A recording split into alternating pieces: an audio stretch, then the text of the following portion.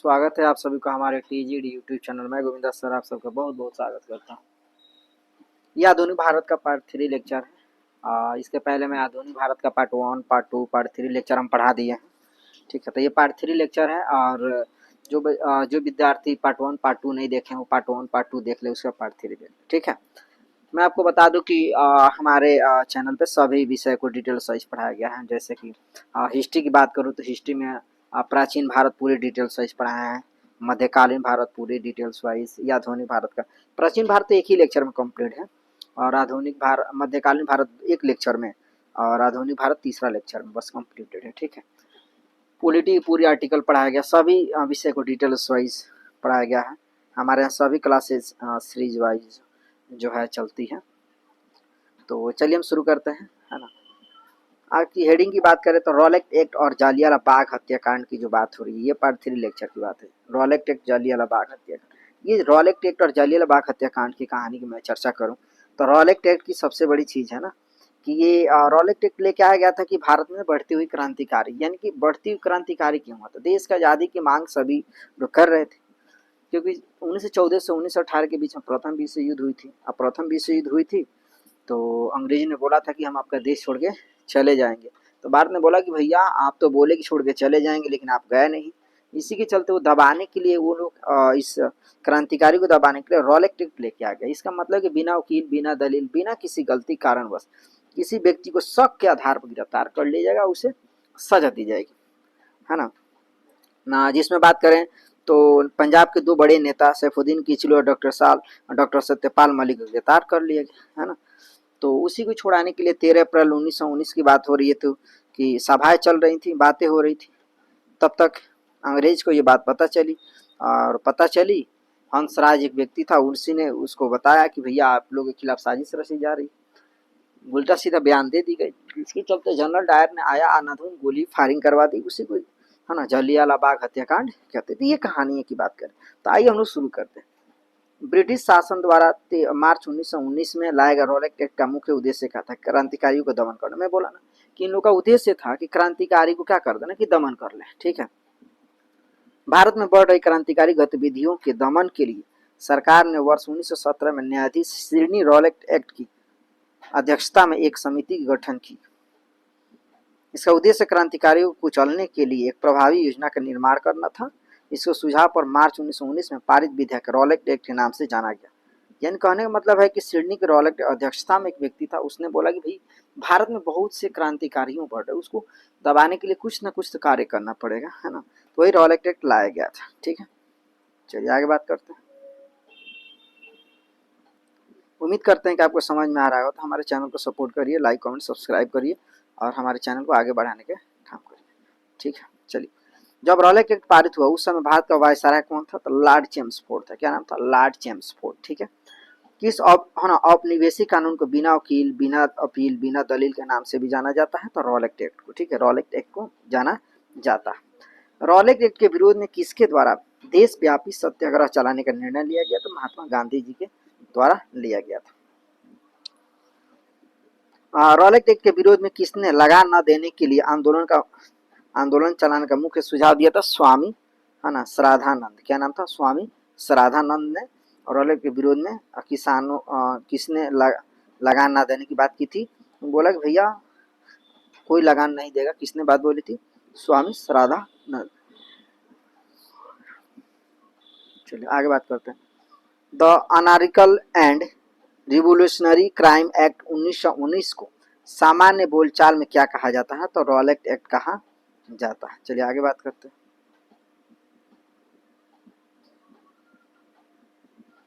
जालियाला बाग नरसंहार के पहले कौन सी महत्वपूर्ण घटना हुई थी? तो रॉलेट एक्ट का पारित होना।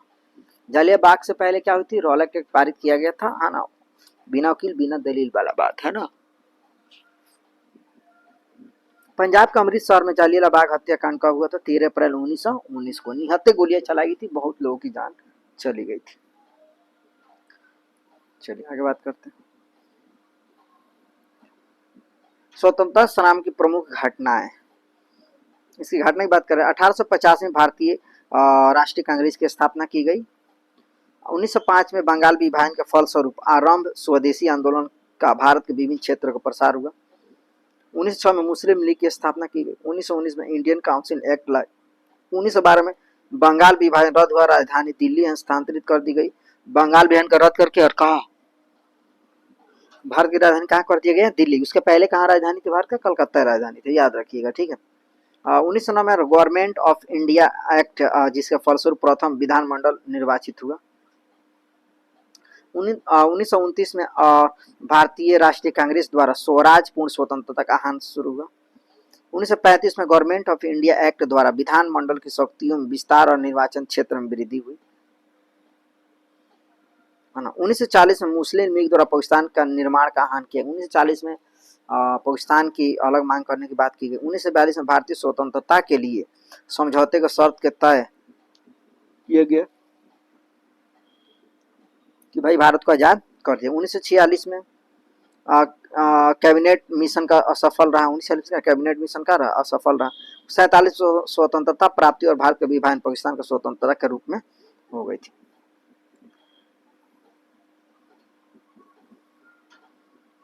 चलिए आगे बात करते हैं। हंटर कमीशन की बात हो रही है। हंटर कमीशन की रिपोर्ट, जलियांवाला में गांधी जी ने अपने पन्ने दौर पर निर्लज सरकारी लिपापोती की संज्ञा दी थी। उन्होंने बोला कि भैया ये जितने लोग ना अपना रिपोर्ट दे रहे हैं ना वो लिपापोती का काम कर रहे हैं, ठीक है। चलिए आगे बात करते हैं। रॉरेट एक्ट के दौरान पंजाब के दो लोकप्रिय नेता डॉक्टर सैफुद्दीन किचलू और डॉक्टर सत्यपाल मलिक की गिरफ्तारी और ब्रिटिश का दमन विरोध करने के लिए 13 अप्रैल 1919 को बैसाखी के दिन अमृतसर के जालियांवाला बाग में एक सार्वजनिक सभा बुलाई गई थी, जहां जनरल डायर द्वारा निहत्थे भीड़ पर गोलियां चलाकर लगभग 1000 लोगों की हत्या कर दी गई। इसी घटना को जालियांवाला बाग हत्याकांड के नाम से जाना जाता है। इन कहने मतलब है कि ऐसे ये लोग गिरफ्तार किए, सभा चल रही थी और ये लोग आए बिना पूछे ही नहीं कि आप लोग क्या कर रहे हैं, क्यों इकट्ठे हुए, बस आए फटाफट गोलियां, गेट था एक ही और उस पर खड़े हुए अपने पूरे सिपाही लेकर अंधाधुंध गोली चला दी, बहुत लोगों की जान चली गई है कि नहीं। ये बहुत गलत हुआ था। चलिए, जालियांवाला बाग हत्याकांड के बाद किस विख्यात व्यक्ति ने ब्रिटिश सरकार द्वारा प्रदान की गई नाइट की उपाधि को वापस कर दिया? रविंद्रनाथ टैगोर ने बोला भैया आप हमको जो नाइट की उपाधि दिया ना इसको हटाओ, चलो हटाओ। जालियांवाला बाग हत्याकांड सभी लोग गुस्से हो गए भाई। महात्मा गांधी कैसर हिंद की उपाधि, उन्होंने बोला भाई हटाओ, कैसर हिंद की उपाधि हटाओ, नहीं रह चाहिए तुम लोग का, हमारे लोगों को ऐसे ही तुम निहत्थे गोलियां चला रहे हो, मार रहे हो, तुम्हारी उपाधि क्या करेंगे हम, ठीक है नहीं। जालियांवाला बाग हत्याकांड के विरोध में वायसराय की कार्यकारिणी परिषद की सदस्यता किसने इस्तीफा दे दिया? के शंकर नायर ने बोला भैया हम तुम्हारा सदस्य नहीं रहेंगे क्योंकि तुम जो है हमारे लोगों की हत्याएं कर रहे हो। जालियांवाला बाग हत्याकांड की जांच हेतु ब्रिटिश सरकार द्वारा किस कमेटी का गठन किया गया था? हंटर कमेटी का किया गया था ना।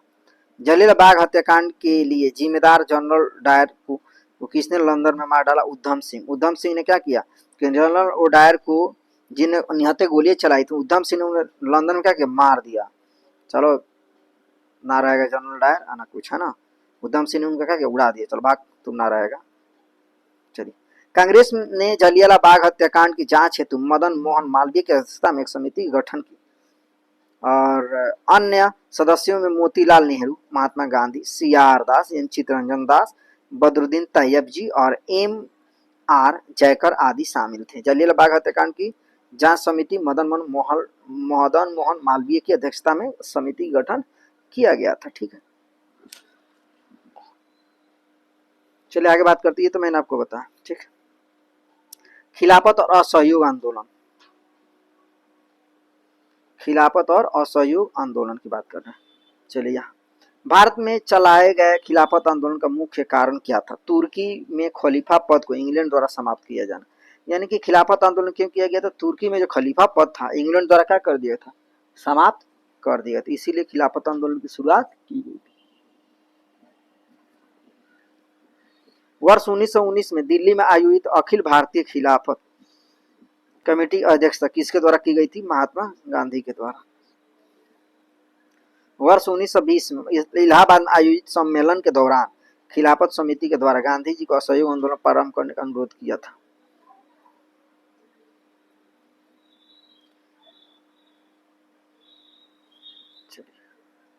खिलाफत आंदोलन के प्रमुख नेता कौन थे? शौकत अली और मोहम्मद अली जिन्ना जी थे।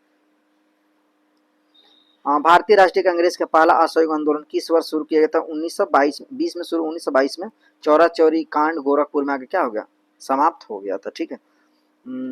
वर्ष 1920 के नागपुर अधिवेशन का असहयोग आंदोलन के प्रस्ताव को किसने प्रस्तावित किया था? सी.आर. दास एवं चित्तरंजन दास।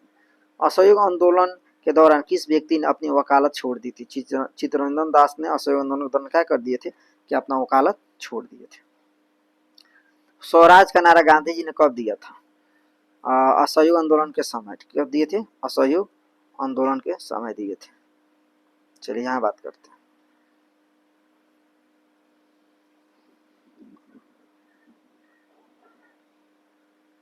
उम्मीद करते हैं कि आपको समझ में आ रहा होगा। लाइक कमेंट शेयर करिए बाबू।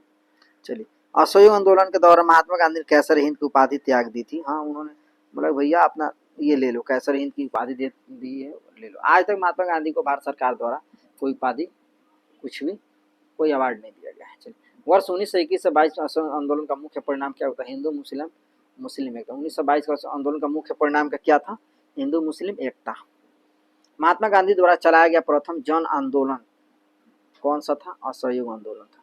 असहयोग आंदोलन के दौरान विदेशी वस्त्रों को जलाए जाने पर महात्मा गांधी ने लिखा कि यह निष्ठुर बर्बादी है, रविंद्रनाथ टैगोर ने कहा।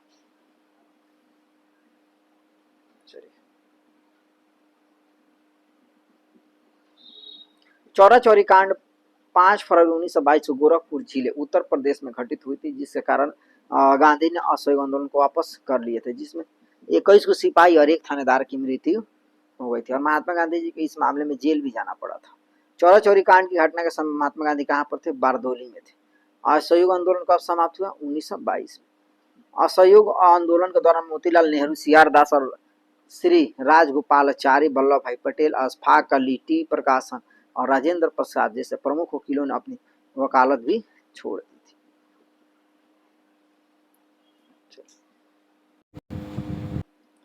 ये पढ़ते हैं ना, स्वराज पार्टी कांग्रेस का लाहौर अधिवेशन और पूर्ण स्वराज प्रस्ताव। ठीक है। स्वराज पार्टी किसने स्थापित किया था? सी.आर. दास तथा मोतीलाल नेहरू। स्वराज पार्टी की स्थापना मार्च 1923 में की गई थी। सी.आर. दास इसके अध्यक्ष और मोतीलाल नेहरू ने इसका महासचिव चुने गए थे। स्वराज पार्टी गठन के लिए किस कांग्रेस अध्यक्ष ने पद से त्याग पत्र दे दिया था? सी.आर. दास यानी चित्तरंजन दास। देशबंधु के नाम से कौन प्रसिद्ध है? चित्तरंजन दास। स्वराज पार्टी के गठन किस आंदोलन की असफलता के पश्चात हुआ था? असहयोग आंदोलन के असफलता के पश्चात।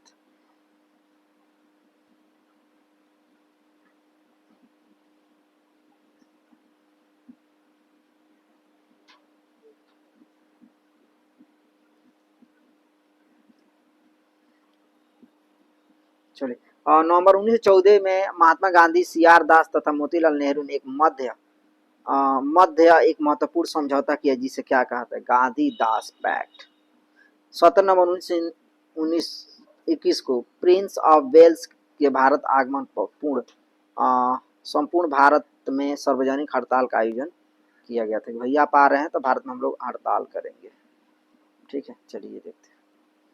वर्ष 1915 में विठ्ठलभाई पटेल को सेंट्रल लेजिस्लेटिव असेंबली का प्रथम भारतीय अध्यक्ष चुना गया था। दिसंबर 1929 में कांग्रेस के लाहौर अधिवेशन की अध्यक्षता किसने द्वारा चलाई गई थी? मोतीलाल नेहरू के द्वारा। पूर्ण स्वराज का प्रस्ताव लाहौर के किस अधिवेशन में वर्ष पारित किया गया था? वर्ष 1929 में। लाहौर अधिवेशन में 31 दिसंबर 1929 के मध्य रात्रि के रावी नदी के तट पर कांग्रेस के अध्यक्ष जवाहरलाल नेहरू ने भारतीय स्वतंत्रता का प्रतीक तिरंगा झंडा फहराया। क्या किया?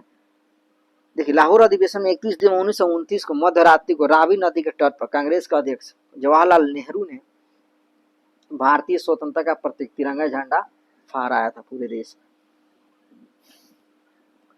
कांग्रेस कार्य समिति द्वारा पूर्ण स्वाधीनता दिवस किस दिन मनाया गया था? 26 जनवरी 1950। यही कारण है कि 26 जनवरी को ना, जैसे 26 नवंबर 1949 को हमारा संविधान लिखकर तैयार हो गया था, लेकिन 26 जनवरी 1950 को लागू किया गया, क्योंकि इस दिन पूर्ण स्वाधीनता दिवस मनाया गया था ना, इसीलिए 26 जनवरी का इंतजार किया गया था। याद रखिए। ठीक है, चलिए आगे बात करते हैं।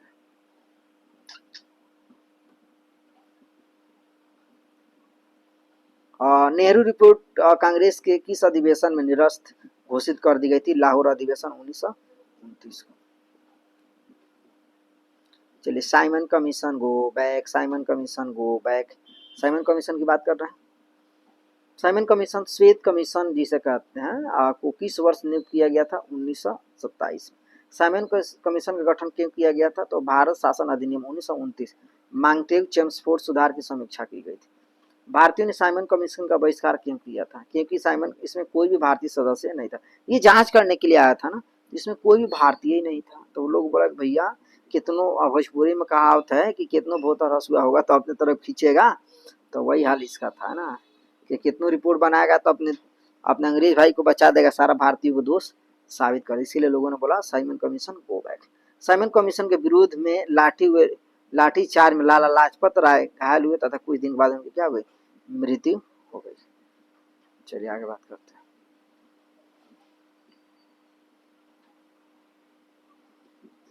पंजाब केसरी उपाधि किसे दी गई? लाला लाजपत राय को पंजाब केसरी की उपाधि दी गई थी। चलिए, सविनय अवज्ञा आंदोलन की बात हो रही थी। चलो लगे हाथ ये भी पढ़ लेते, उसके बाद ऊपर साइमन कमीशन की बात कर रहे हैं। यहाँ समझिए, साइमन कमीशन की नियुक्ति किसने की थी? तो है ना, वर्केन हेड ने की थी। वर्के हेड। साइमन कमीशन को किस अन्य नाम से जाना जाता? श्वेत कमीशन के नाम से, व्हाइट कमीशन। साइमन कमीशन समर्थन किसने किया था? डॉक्टर भीमराव अंबेडकर जी ने। Doctor Bhimrao Ambedkar. Simon commission आयोग की नियुक्ति के समय किसके द्वारा भारतीय समक्ष सर्वसम्मति की संविधान बनाने की चुनौती रखी गई थी? तो वर्केन हेड। मोतीलाल नेहरू की अध्यक्षता वाली समिति ने अगस्त 1928 में अपनी पहली रिपोर्ट प्रस्तुत की जिसे नेहरू रिपोर्ट के नाम से जाना गया। इस रिपोर्ट में भारत के नए डोमिनियल संविधान का प्रारूप प्रस्तुत किया गया था। सविनय अवज्ञा आंदोलन की बात कर रहे हैं, ठीक है।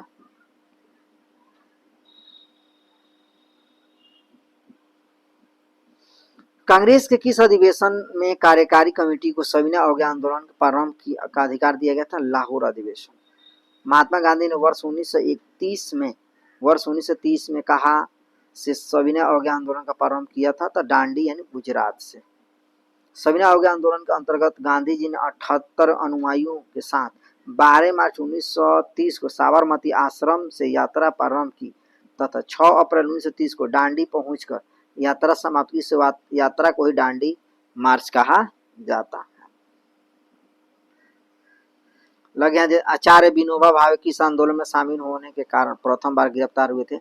सविनय अवज्ञा आंदोलन में ही गिरफ्तार हो गए थे। गांधी जी ने सविनय अवज्ञा आंदोलन की असफलता के बाद रचनात्मक कार्यक्रम को अत्यधिक महत्व दिया था। किस आंदोलन के दौरान गढ़वाल रेजिमेंट के सैनिकों ने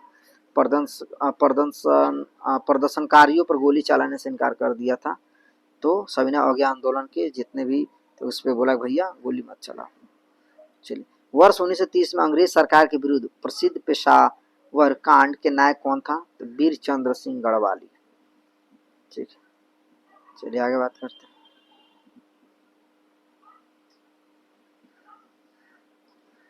नमक सत्याग्रह के समय गांधी जी गिरफ्तार हो जाने के बाद आंदोलन के नेता के रूप में उनका स्थान किसने लिया था? तो उनका नाम था अब्बास तैयब जी। क्या नाम था?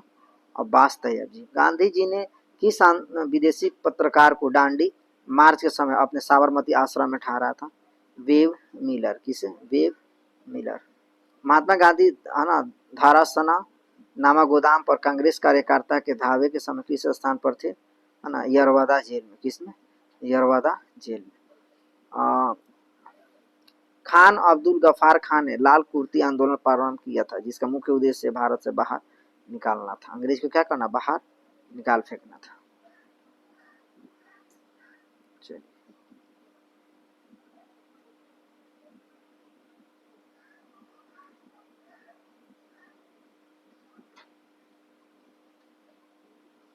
चलिए ये देखते हैं। वर्ष 1930 में अंग्रेज सरकार के विरुद्ध प्रसिद्ध पेशावर कांड के नायक कौन थे? तो वीर चंद्र सिंह गढ़वाली। तमिलनाडु में चक्रवर्ती गोपाल राजगोपालचारी ने दांडी यात्रा की तरह त्रिचनपल्ली से बेदरायाम तक की यात्रा की थी। जिया तरंग आंदोलन कहाँ प्रारंभ हुआ था? नागालैंड में। प्रभावती देवी किस क्षेत्र की स्वतंत्रता संग्राम सेनानी थे? चंपारण, बिहार। बेगूसराय के चौकीदारी टैक्स के विरुद्ध आंदोलन किस एक आंदोलन था? सविनय अवज्ञा आंदोलन। चलिए आगे बात करते हैं। उम्मीद करते हैं कि आपको बेहतर समझ में आ रहा होगा। लाइक कमेंट शेयर करिए, सब्सक्राइब करिए, हमारे चैनल को ढेर सपोर्ट करिए। चलिए आगे बात करते हैं। गांधी इरविन समझौता और गोलमेज सम्मेलन। गांधी इरविन समझौता, दिल्ली समझौता कब हुआ था? तो 5 मार्च 1931 को। कब हुआ था? 5 मार्च 1931। गांधी इरविन समझौते में किस आंदोलन का स्थगन किया जाना प्रस्तावित था? सविनय अवज्ञा आंदोलन। भारतीय राष्ट्रीय कांग्रेस में प्रतिनिधि किस गोलमेज सम्मेलन में शामिल हुए थे? तो द्वितीय गोलमेज सम्मेलन।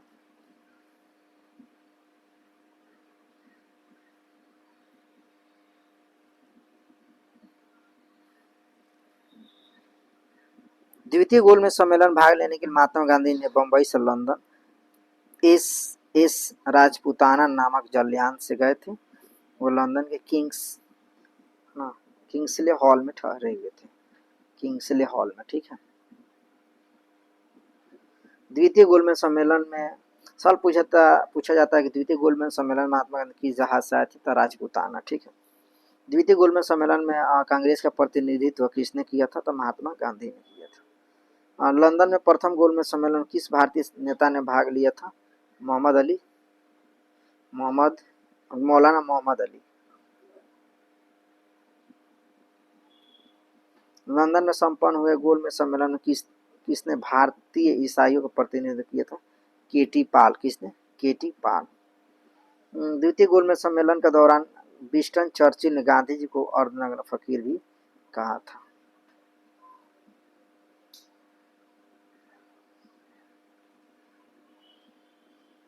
चलिए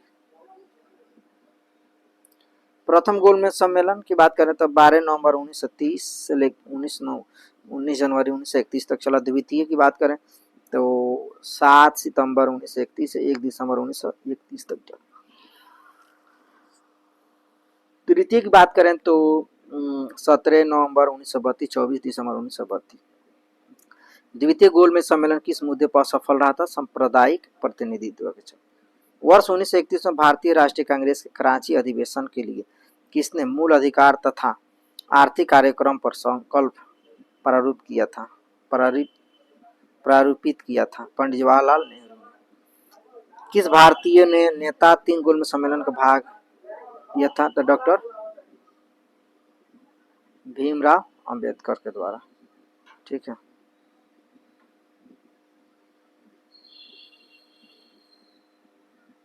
गांधी इरविन समझौते का हस्ताक्षरित होने से तेज बहादुर सप्रू ने महत्वपूर्ण भूमिका निभाई थी। इरविन तथा गांधी को 2 महात्मा किसने कहा था? सरोजिनी नायडू ने। को 2 महात्मा किसने कहा था? सरोजिनी नायडू। गांधी इरविन समझौते को कांग्रेस के किस अधिवेशन में स्वीकार किया? कराची अधिवेशन 1931।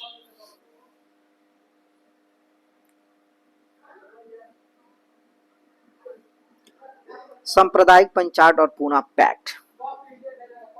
चलिए सांप्रदायिक पंचाट की बात करें कि घोषणा किसने की थी? तो रैमजे, है ना, मैकडोनाल्ड ने किए थे, जो कि तत्कालीन ब्रिटिश प्रधानमंत्री थे। हरिजन दलित के लिए अगस्त 1932 में रैमजे मैकडोनाल्ड की सांप्रदायिक पंचाट के द्वारा पहली बार पृथक निर्वाचन समूह का निर्माण किया गया था। महात्मा गांधी ने अपना पहला आमरण अनशन कब प्रारंभ किया था? तो सांप्रदायिक पंचाट के समय। पूना पैक्ट किस वर्ग से संबंधित था? दलित वर्ग से। पूना पैक्ट।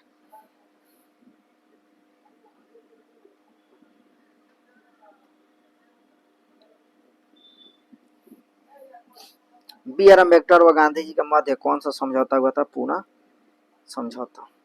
दलित वर्ग का संघ को किसने स्थापित किया था? डॉक्टर भीमराव अंबेडकर।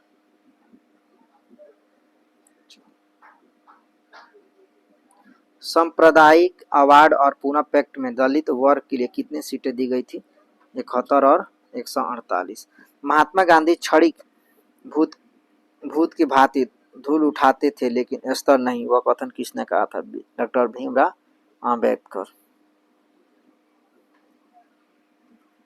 वर्ष 1932 में पूना पैक्ट के बाद महात्मा गांधी ने ऑल इंडिया अकाउंटेबिलिटी लीग की स्थापना की। बाद में उसका नाम बदलकर हरिजन सेवक संघ कर दिया। इसके प्रथम अध्यक्ष घनश्याम दास बिरला थे। पूना समझौता के बाद गांधी जी ने दलितों के उत्थान के लिए किन संस्था की स्थापना की थी? हरिजन सेवक संघ।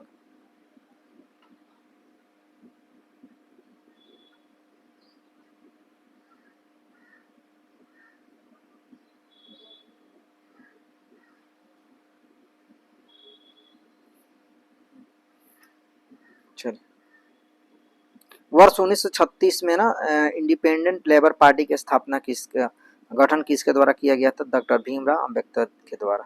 दलित समुदाय को सर्वप्रथम हरिजन शब्द को किसने संबोधित किया था? महात्मा गांधी ने कहा था। प्रांतीय चुनाव और मंत्रिमंडल का गठन, कांग्रेस समाजवादी पार्टी और त्रिपुरा अधिवेशन की जो बात हो रही, आइए सीखते हैं इसके बारे में। प्रांतीय है ना, किस अधिनियम के द्वारा भारत में प्रांतीय चुनाव करवाने का प्रावधान किया गया था? भारत शासन अधिनियम 1935। भारत शासन अधिनियम 1935 के अंतर्गत भारत में प्रांतीय चुनाव किस वर्ष संपन्न किया गया था? 1937। वर्ष 1937 के चुनाव में कांग्रेस का द्वारा बहुमत प्राप्त प्रांतों की संख्या कितनी थी? तो 5।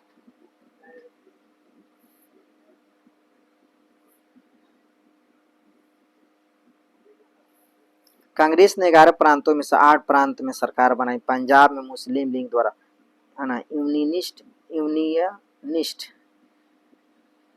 यूनियनिस्ट पार्टी ने तथा बंगाल में कृषक प्रजा पार्टी तथा मुस्लिम लीग ने मिलकर संयुक्त सरकार की गठन किया था।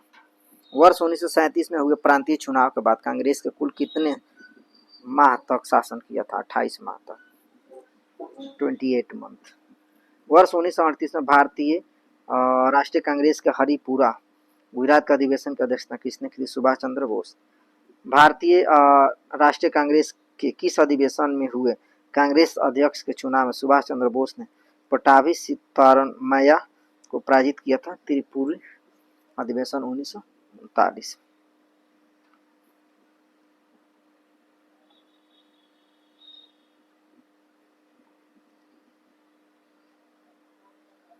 सुभाष चंद्र बोस के त्याग पत्र के पश्चात भारतीय राष्ट्रीय कांग्रेस के अध्यक्ष कौन बने थे? डॉक्टर राजेंद्र प्रसाद। कांग्रेस छोड़ने के पश्चात सुभाष चंद्र बोस ने वर्ष 1939 किस दल के स्थान? फॉरवर्ड ब्लॉक के स्थान। लॉर्ड है ना लिथगो ने द्वितीय विश्व युद्ध में कांग्रेस का सहयोग प्राप्त करने के लिए उनके समक्ष और प्रस्ताव रखा, जिसमें प्रस्ताव 8 अगस्त 1940 को नाम दिया गया था।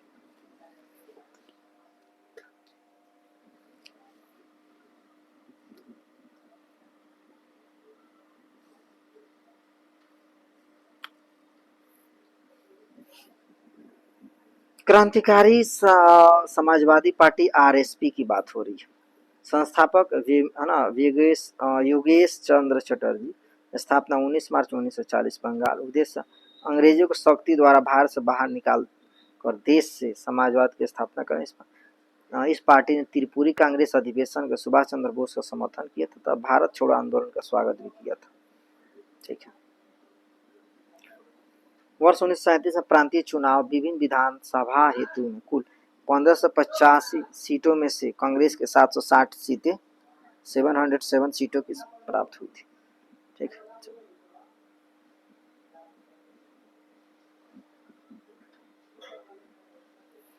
1937 प्रांतीय चुनाव तथा प्रधानमंत्री। प्रांत असम में प्रधानमंत्री मोहम्मद सादुल्ला, बिहार में श्री कृष्ण सिंह प्रधानमंत्री कहा जाता है, मुख्यमंत्री कहा है। बंगाल में फजलुल हक, उड़ीसा में BN दास, पश्चिम डॉक्टर खान साहब, संयुक्त प्रांत गोविंद बल्लभ पटेल, मध्य प्रांत NB खर्रे, बम्बई में BG खर्रे, मद्रास में श्री राजगोपालचारी, सिंध में अल्लाह बख्श।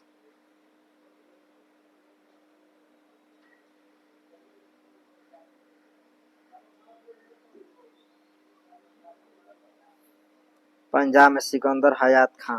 वर्ष 1934 में पटना में अखिल भारतीय कांग्रेस समाजवादी पार्टी के संयोजक था जयप्रकाश नारायण। बिहार सोशलिस्ट पार्टी के संस्थापक जयप्रकाश नारायण थे, जिन्हें लोकनायक के नाम से भी जाना जाता। वर्ष 1937 के चुनाव के पश्चात संयुक्त प्रांत में गठित मंत्रिमंडल में वित्त विभाग के प्रमुख कौन बने? रफी अहमद किदवई। कांग्रेस समाजवादी दल का नेता प्रमुख नेता कौन था? आचार्य नरेंद्र देव।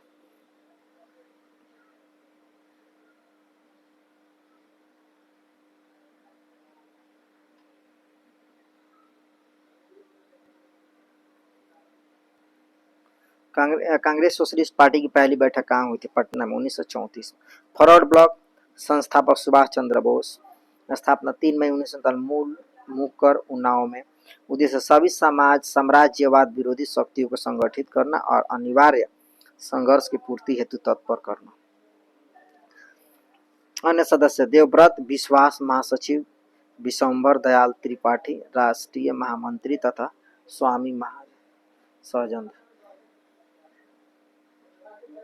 द्वितीय विश्व युद्ध, पाकिस्तान की मांग और व्यक्तिकरण। चलिए इसकी बात करते हैं। द्वितीय विश्व युद्ध कब प्रारंभ हुआ था? 1 सितंबर 1939। द्वितीय विश्व युद्ध के प्रारंभ के समय भारत का वायसराय कौन था? Lord Linlithgow. Viceroy Lord Linlithgow ने द्वितीय विश्व युद्ध में भारत के जर्मनी विरुद्ध युद्धग्रस्त राष्ट्र कब घोषित किया? 17 अक्टूबर 1939। ब्रिटेन द्वारा अगस्त प्रस्ताव का प्रस्तुत किया गया तो 8 अगस्त 1940।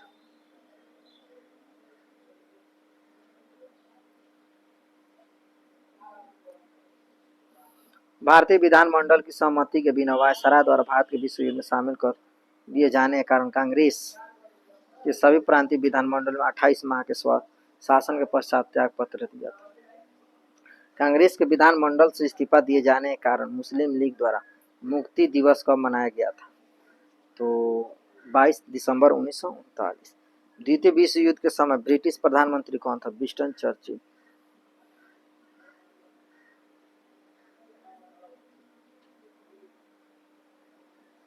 द्वितीय विश्व युद्ध के समय भारतीय राष्ट्रीय कांग्रेस की रणनीति क्या थी? पूर्ण स्वतंत्रता का आश्वासन मिलने पर ब्रिटेन का सहयोग करना। वर्ष 1930 में मुस्लिम लीग के इलाहाबाद अधिवेशन में सर्वप्रथम किसके द्वारा एकल मुस्लिम राष्ट्र की मांग की गई थी? मोहम्मद इकबाल के द्वारा। वर्ष 1933 में पाकिस्तान शब्द का प्रयोग सर्वप्रथम किसने किया था? रहमत अली चौधरी के द्वारा। वर्ष 1940 में मुस्लिम लीग के लाहौर अधिवेशन में अपने अध्यक्षीय भाषण के दौरान मोहम्मद अली जिन्ना द्वारा एक पृथक मुस्लिम राष्ट्र के रूप में पाकिस्तान की मांग की गई।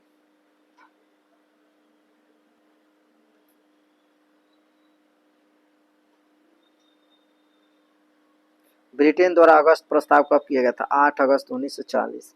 कांग्रेस का सहयोग प्राप्त करने के उद्देश्य से वायसराय लिनलिथगो के द्वारा 8 अगस्त 1940 को प्रस्ताव किया गया था, जिसे अगस्त प्रस्ताव के नाम से भी जाना जाता है, जिसे कांग्रेस द्वारा अस्वीकार कर। कांग्रेस ने नहीं माना कि भैया हम इस चीज को नहीं माने। व्यक्तिगत सत्याग्रह का प्रारंभ कब किया गया था? 17 अक्टूबर 1940। व्यक्तिगत सत्याग्रह का प्रारंभ किए जाने का मूल उद्देश्य क्या था? अगस्त प्रस्ताव तथा भारत को द्वितीय विश्व युद्ध में शामिल किए जाने का विरोध।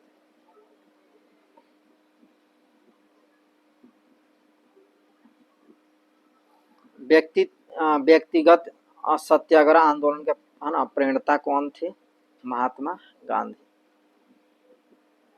महात्मा गांधी द्वारा व्यक्तिगत सत्याग्रह आंदोलन के प्रथम सत्याग्रही किसे चुना गया था? विनोबा भावे को। विनोबा भावे को चुना गया था। महात्मा गांधी द्वारा व्यक्तिगत सत्याग्रह आंदोलन के लिए द्वितीय सत्याग्रही किसे चुना गया? जवाहरलाल नेहरू। नेहरू एक राष्ट्र भक्त है जबकि जिन्ना एक राजनीतिज्ञ है, कथन किसने का? मोहम्मद इकबाल।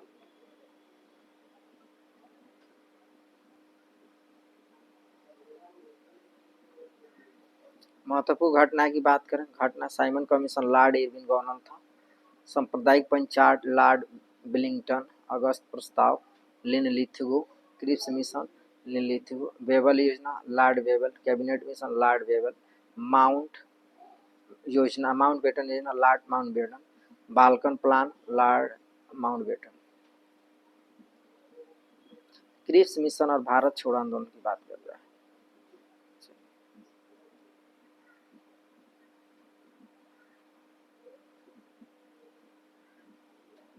चलिए क्रिप्स मिशन की बात हो रही है। देखिए एक एक टॉपिक पे हम कवर कर रहे हैं, एक भी टॉपिक छूटने वाला नहीं होगा, एक भी टॉपिक नहीं था। उम्मीद करता है आपको समझ में आ रहा। पूरी सीरीज आराम से शांति से बैठ के देखिए, तो बहुत काम आने वाला है। ठीक है, बहुत काम आने वाला है, बिल्कुल सीरीज वाइज पढ़ा रहे हैं, एक भी नहीं छूटने वाला। भारत में स्वशासन स्थापित करने के उद्देश्य से ब्रिटेन द्वारा क्रिप्स मिशन की घोषणा कब की गई थी? मार्च 1942।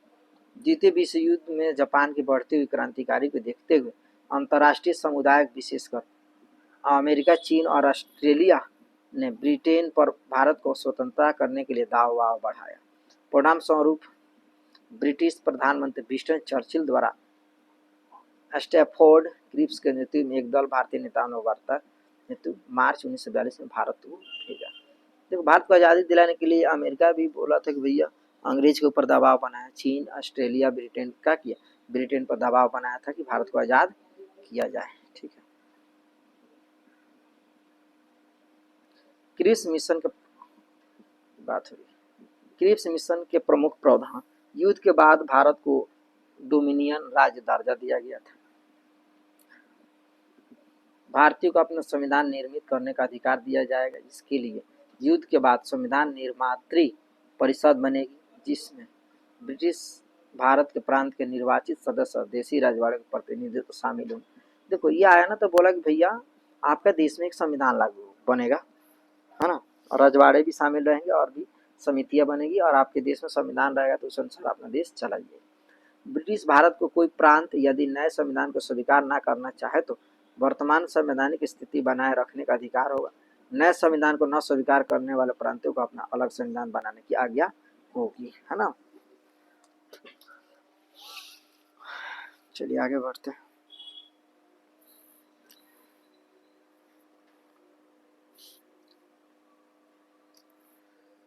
युद्ध के दौरान ब्रिटिश वायसराय की एक नई कार्यकारी परिषद का गठन किया जाएगा, जिसमें भारतीय जनता के मुख्य वर्गों का प्रतिनिधित्व शामिल होगा, परंतु रक्षा मंत्रालय ब्रिटिश नेतृत्व के पास होगा। 14 जुलाई 1942 को कांग्रेस कार्य समिति द्वारा भारत छोड़ो आंदोलन का प्रस्ताव किया जाएगा। वर्धा भारत छोड़ो आंदोलन के किसके नेतृत्व में संचालित किया गया? महात्मा गांधी के द्वारा।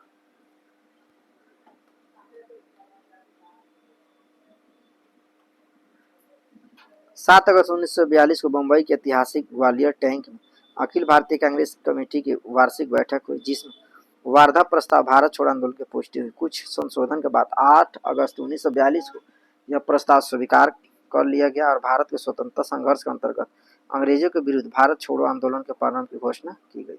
भारत छोड़ो आंदोलन कब प्रारंभ हुआ था? 9 अगस्त 1942 को।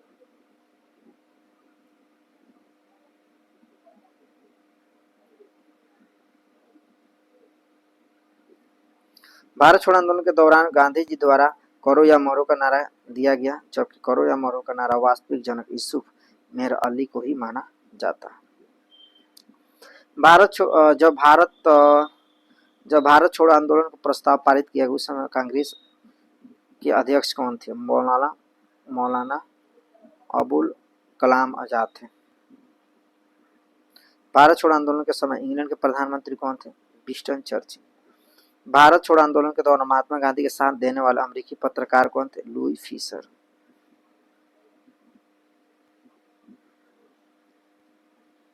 ऑपरेशन जीरो आवर किससे संबंधित है? भारत छोड़ो आंदोलन के दौरान गांधी जी की समेत प्रमुख नेताओं को गिरफ्तारी किया गया था। भारत छोड़ो आंदोलन के दौरान महात्मा गांधी को गिरफ्तार करके कहाँ रखा गया था? आगा खां पैलेस, पूना में। भारत छोड़ो आंदोलन के दौरान जेल से फरार होकर किसने भूमिगत गतिविधियों को संगठित किया था? जयप्रकाश नारायण ने। डॉक्टर राजेंद्र प्रसाद को 9 अगस्त 1942 को गिरफ्तारी करके कहाँ भेजा गया था? बांकीपुर जेल में।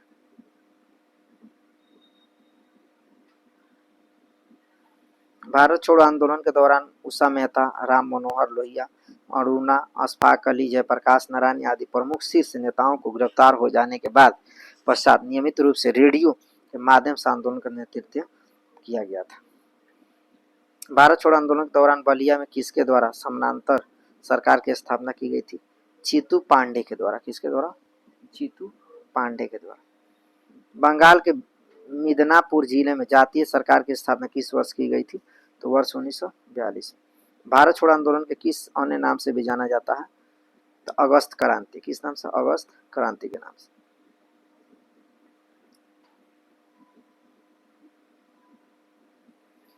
लॉर्ड लिथगो ने गांधी जी के आंदोलन को राजनीतिक फिरौती की भी संज्ञा दी थी। महात्मा गांधी ने किस मिशन को भारत को उत्तर तिथिक चेक पोस्ट डेट चेक की संज्ञा दी थी? पूछता एग्जाम में कि महात्मा गांधी किस मिशन को किसके नाम से भी बताया था? तो उत्तर तिथिक चेक पोस्ट डेट चेक। आगे बात। आजाद हिंद फौज, बेबल योजना तथा शाही नौसेना विद्रोह। आजाद हिंद फौज का गठन किस वर्ष किया गया था? 1942 में। आजाद हिंद फौज का विचार सर्वप्रथम किसने सुझाया था? मोहन सिंह। जुलाई 1943 में राज बिहारी बोस ने आजाद हिंद फौज की कमान सौंपी सुभाष चंद्र बोस को। नेताजी सुभाष चंद्र बोस ने स्वतंत्रता भारत की अस्थायी सेना का संगठन कहाँ पर किया? सिंगापुर में। कहाँ किया था? सिंगापुर में। चलिए यहाँ लगा।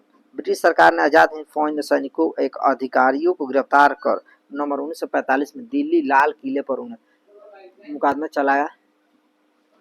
इसमें 3 अभियुक्त को प्रेम सागर, गुरुबख्श सिंह ढीले, शाहनवाज खां को फांसी की सजा तथा राशिद अली को 7 वर्ष के कारावास को दंडित किया गया, परंतु इसके बाद जनता भारी विरोध के कारण से दोषमुक्त कर दिया गया था।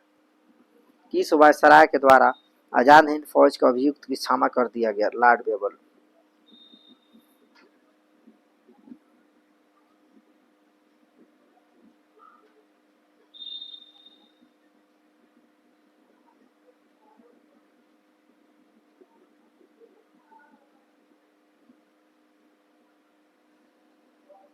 सुभाष चंद्र बोस ने रानी झांसी रेजिमेंट के नाम से एक महिला रेजिमेंट का गठन किया था। आजाद हिंद फौज के 3 अन्य ब्रिगेड के नाम Subhash brigade, Nehru brigade, Gandhi brigade रखे गए थे। किस देश के द्वारा सुभाष चंद्र बोस को अंडमान और निकोबार द्वारा द्वीप सौंपा गया? जापान। सुभाष चंद्र बोस द्वारा अंडमान तथा निकोबार का नया नामकरण किया गया, शहीद द्वीप और स्वराज द्वीप। वर्ष 1944 में CR दास चित्रण CR फॉर्मूला किसके द्वारा प्रस्तुत किया गया था? तो श्री राजगोपालचारी के द्वारा। भारतीय राजनीतिक गतिरोधों को दूर करने के लिए बेबल योजना कब प्रस्तुत की गई? 14 जून 1945 को। बेबल योजना पर विचार करने के लिए आयोजित शिमला सम्मेलन कांग्रेस के किसों से प्रतिनिधित्व किया गया था?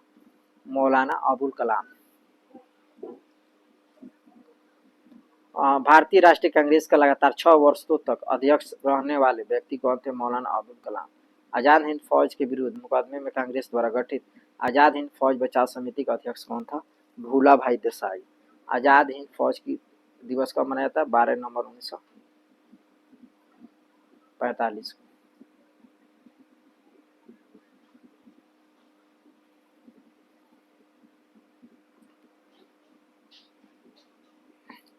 भारतीय स्वतंत्रता संघर्ष के दौरान किसने द फ्री इंडियन लीजन नामक सेना बनाई थी? सुभाष चंद्र बोस। दिल्ली चलो जय हिंद, तुम मुझे खून दो मैं तुम्हें आज़ादी दूंगा, यह नारा किस? सुभाष चंद्र बोस के द्वारा। सुभाष चंद्र बोस के देश के नायक की उपाधि किसके द्वारा दी गई थी? रविन्द्रनाथ टैगोर के द्वारा। महात्मा गांधी जी द्वारा सुभाष चंद्र बोस के देशभक्ति उपाधि किस? वर्ष 1945 सरकार के प्रति निष्ठा न रखने के आरोप में किसके द्वारा लाल किला पर मुकदमा चलाया गया था? आजाद हिंद फौज के द्वारा। शाही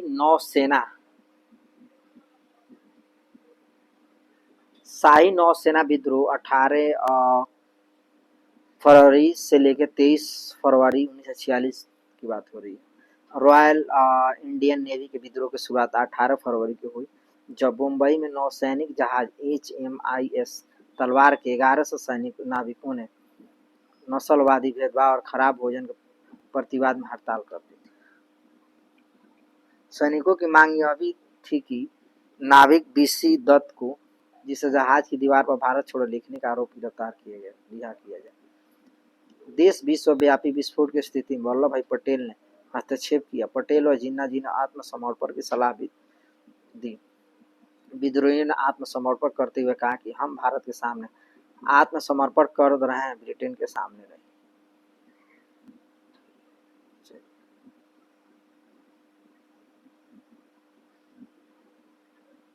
कैबिनेट मिशन, संविधान सभा तथा अंतरिम सरकार की गठन। लगे हाथ ये भी इसमें पढ़ लेते। मध्यकालीन भारत में पढ़ना ही पड़ेगा थोड़ा सा। ब्रिटिश प्रधानमंत्री एटली लेबर पार्टी द्वारा भारतीय नेताओं से बातचीत के लिए संसदीय गठन किया गया। किसके? कैबिनेट मिशन के। कैबिनेट मिशन कब भारत आया? 24 मार्च 1946। कैबिनेट मिशन की अध्यक्षता ब्रिटेन में प्रधानमंत्री लॉर्ड पैथिक लॉरेंस द्वारा की गई थी। इसमें शामिल 2 अन्य सदस्य थे, एस्टोफर्ड क्रिप्स तथा एवी अलेक्जेंडर। कैबिनेट मिशन के भारत आगमन के समय कांग्रेस के अध्यक्ष कौन थे? मौलाना अबुल कलाम। क्या नाम था उनका? मौलाना अबुल कलाम।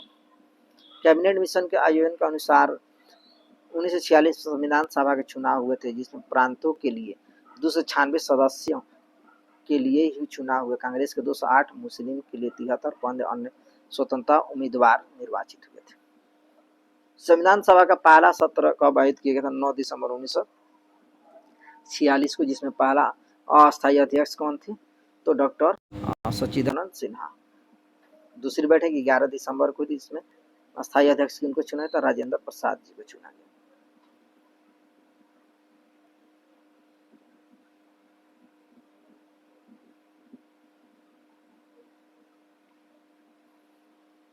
कैबिनेट मिशन के आगमन के समय भारत का वायसराय कौन था? Lord Wavell. कांग्रेस के किस प्रमुख नेता द्वारा कैबिनेट मिशन का पूर्ण समर्थन दिया गया था? महात्मा गांधी द्वारा। कैबिनेट मिशन के 2 प्रमुख प्रावधान: भारत की एक नई एकता बनाई रखी जाए, मुस्लिम लीग की पाकिस्तान की मांग अस्वीकार कर दी जाए, भारत एक संघ होगा, अब ब्रिटिश प्रांत तथा देशी रियासतों में शामिल होगी, संविधान सभा गठन किया जाएगा जिसमें प्रांतीय विधान सभा तथा देशी रियासतों के प्रतिनिधित्व होंगे। 11 दिसंबर 1946 को संविधान सभा की दूसरी बैठक हुई। अस्थायी अध्यक्ष राजेंद्र प्रसाद जी को चुने गए। वायसराय वेबल द्वारा किसके अंतरिम सरकार बनाने का निमंत्रण दिया था? जवाहरलाल नेहरू को। ठीक है। जवाहरलाल नेहरू के नेतृत्व में अंतरिम सरकार का गठन कब किया गया था? 2 सितंबर 1946 को। लियाकत अली तथा सहित मुस्लिम लीग के 5 सदस्य कब अंतरिम सरकार में शामिल हुए थे? 26 अक्टूबर 1946 को। ठीक है।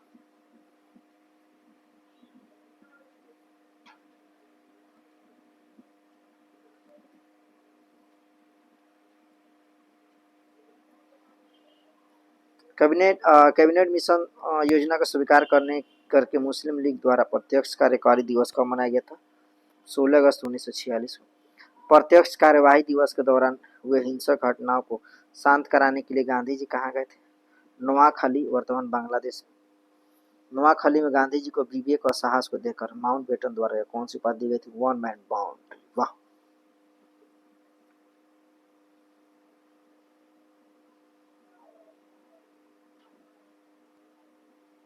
वर्ष 1922 को कांग्रेस अधिवेशन किसके द्वारा यह विचार प्रस्तुत किया गया कि भारतीय संविधान भारतीयों की इच्छा अनुसार ही होगी? महात्मा गांधी।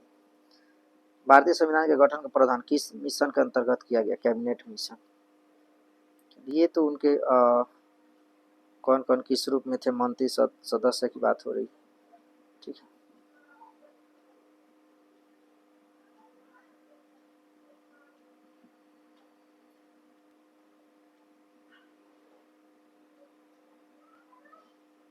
भारत का विभाजन और स्वतंत्रता की बात हो रही। 20 फरवरी 1947 को ब्रिटिश प्रधानमंत्री द्वारा जून 1947 को पहले भारत छोड़ने की घोषणा की गई। क्लीमेंट एटली ने लॉर्ड वेबल के स्थल पर किसने वायसराय नियुक्त किया था? Lord Mountbatten. माउंटबेटन द्वारा विभाजन के साथ सत्ता हस्तांतरण के लिए योजना कब प्रस्तुत की गई? 3 जून 1947 को। इस योजना को 3 जून योजना के नाम से भी जाना जाता है, माउंट बेटन योजना।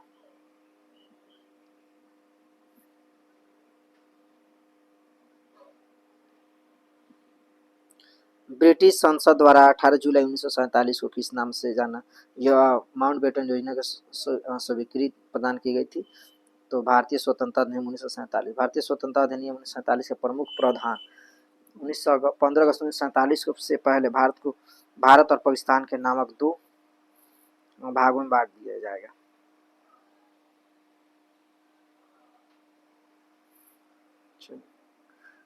प्रत्येक अधिराज्य डोमिनियन में एक गवर्नर जनरल होगा जिसकी नियुक्ति इंग्लैंड का सम्राट करेगा। कौन करेगा? इंग्लैंड के सम्राट करेगा। चलिए आगे बात। नए संविधान का निर्माण होने तथा दोनों राज्यों को प्रशासन भारत शासन 1935 के अनुसार चलाया जाएगा। भारतीय राजवाड़े तो स्वतंत्र रहने का विकल्प नहीं दिया जा सकता है, उन्होंने या तो भारत में रहना होगा या पाकिस्तान में।